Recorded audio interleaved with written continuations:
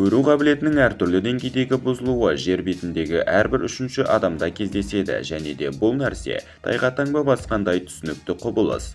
Қазіргі заман өмір салты, мониторлардың әртүрлі гаджет экрандардың көзге негативті әсері, күйбең тіршілік, күйзеліс, стресс, ұйқының шала болуы және де осыған ұқсас әрекеттердің барлығы көздің көру қабілетінің нашарлауына әкеп соғады. Бірақ бұл ретте қалыптасқан жағдайды түзету мүмкін екенін айтқым келеді. Себебі бұл видеода мен сіздерге үй жағдайында қарапайым әдістермен қалайша көру қабілетін түзетуге болатындығын айтатын боламын. Сізден керегі тек бұл қызықты видеоны соңына дейін көріп, менің айтқан ақыл кеңесімді мұқият тыңдау. Сонымен бастайық.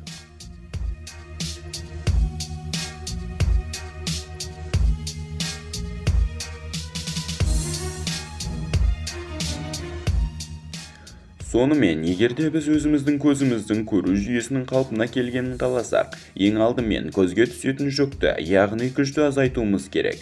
Өйткені көз бұлшықеттері адам организміндегі басқа бұлшықеттер сияқты шамадан тыс күш түскенде шаршап, ауыра бастайды.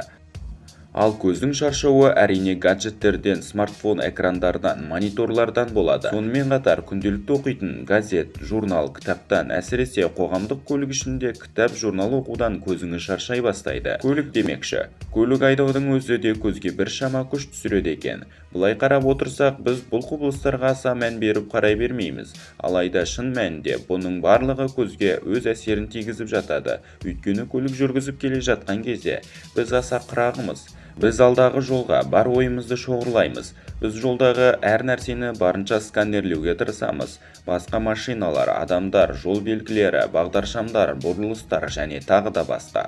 Осының бәрі көзімізді шаршатады. Негізінен бұл қалыпты жағдай. Көздің бұлшықетіне дұрыс күнделікте түсірілген күш кәдімгі қалыпты жағдай болып саналады. Бірақ проблеманың барлығы көзге шамадан тыс күш түсуінен басталады.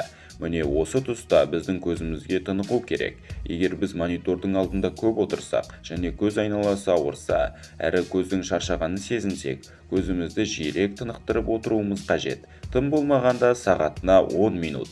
Бұл минимум. Ал жақсы нәтижеге қол жеткізгіңіз келсе, әр 20 минут сайын 10 минуттан демалып отыру керек. Алайда бір жағынан алып қарасақ, адамдар бұлай жиі демалып отыруға өздеріне рұқсат бере алмайды. Бірақ екінші жағынан алып қарасақ, көзіңіз ауырып, қызарып тұрса, оның үстіне оған құм сепкендей сезілсе, рұқсаттың да қажеті жоқ. Тынығудың тағы да бір тәсілі көздің кез келген стресстен 1, 2, 3 немесе тіптен 7 күнге дейін арылту. Яғни бұл дегеніміз барлық мониторларды, бүкіл гаджеттерді тоқ көзінен ажырату, тіптен кітап, журналдарды оқымаймыз.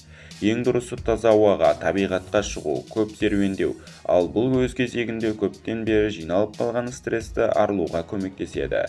Тағы бір көзге көмектесетін шара, нақтырақ айтсақ профилактикалық шара және жақсы әдет. Ол көбірек жыбылықтату. Иә, дұрыс естідіңіз, көбірек жыбылықтаңыз. Біздің көзіміздің шырышты қабығы құрғаудан көп зардап шегеді. Көз қай жағдайларда құрғай бастайды деп ойлайсыз? Әрине, жаңағы жоғарыда айтып өткендей гаджеттерге, мониторларға, кітапқа үңілуден немесе көлік айдап келе жатқанда жолға мұқият қараудың адамның көздерінің қалыпты жағдайда қарағанда үш есе кем ашылып жұмылады екен. Сол себепті көзіміздің шарышты қабығы құрғай бастайды. Бәріміздің басымыздан көздің өзінен өзі жасаурауы, ал көзіміздің жұмғанда бір тыныққандай сезім өткен болар.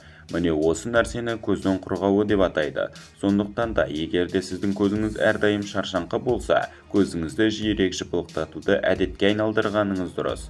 Тіптен көзіңіздің әлсін жұмып 5-10 минутқа дейін демалған жөн. Гайдымызды жалғастырайық. Үшінші айтылатын кеңес – тағамдануымызды түзету.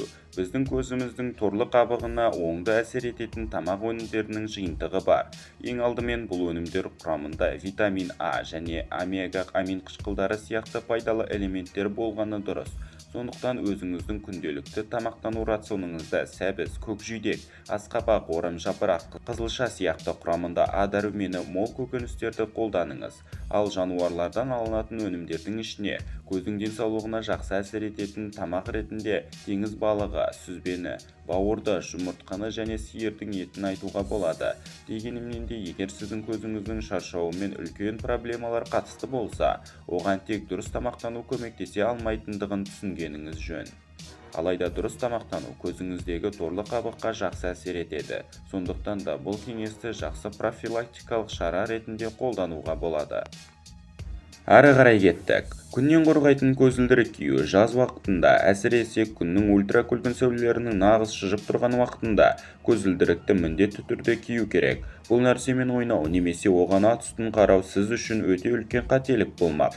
Себебі шамадан тыс ультрафиолет көзге жойқын әсер етеді. Егерде мен тез-тез жүгіріп шықсам, көлеңкелер арқылы қозғалсам, немесе көзімді қолмен көлеңкелесем, ештеңе етпейді десеңіз қатты қателесесіз. Әрине, біз бұл нәрселерді жасай аламыз, бірақ та жыл өткен сайын уақыт өте келе, осының кесірінен көзге проблемалар жинала береді. Сондықтан да жазды күні күн тас төбеде тұратын болса, күннен қорғайтын көзілдірікті киюді ұмытпаңыз. Келесі пункт ерекше болмақ. Бұл көзге арналған гимнастика. Көзге арналған гимнастиканың сан алуан түрлері бар. Солардың ішіндегі ең пайдалы әрі жиі қолданылатын бірнешеуін алып қарастырсақ болады. Бірінші жаттығу көзімізді тез-тез жыпылықтату. Кейін келесі жаттығуға көшеміз. Келесі жаттығу көздің алмасын айналдыру. Бұл жаттығуды орындау үшін жай ғана көзбен оңға солға бірнеше рет үстіне астына қарай тез-тез қарау керек. Сосын көзіңізбен ойыңыздағы шеңберді сызыңыз. Ал одан кейін 8 деген санды сызып көріңіз. Сосын келесі жаттығуға көшеміз. Үшінші жаттығуда көзімізге массаж жасаймыз, яғни көзімізді жұмып қолымызбен баяу және ақырын басып айналдыра уқалаймыз. Бұл жаттығуда аса абай болыңыз, қолыңызбен көзіңізді қатты баспаңыз. Соңғы жаттығу фокусты алма-кезек өзгерту. Бұл жаттығуды қалай жасаймыз? Терезенің алдына барыңыз, соқ саусағыңызды алдыға қойып, әртүрлі қашықтықтағы заттарға фокус жасап қараңыз. Яғни бірінші саусағыңызға, сосын мысалы үйіңіздің алдындағы ағашқа, кейін кез келген столбқа, сосын қайта саусағыңызға қарайсыз. Ең бастысы бұл заттардың бәрі әртүрлі қашықтықта болғаны жөн. Міне достар, бүгінгі видеомыздың соңы. Егер сіздерге бүгінгі видеоны және де осы видеодан өзіңізге пайдалы мәліметтер ала алған болсаңыз, арнаға тіркеліп лайк басуды ұмытпаңыздар. Сіздермен болған Топ Қазақ арнасы. Бізбен бірге топта болыңыздар. Сау болыңыздар.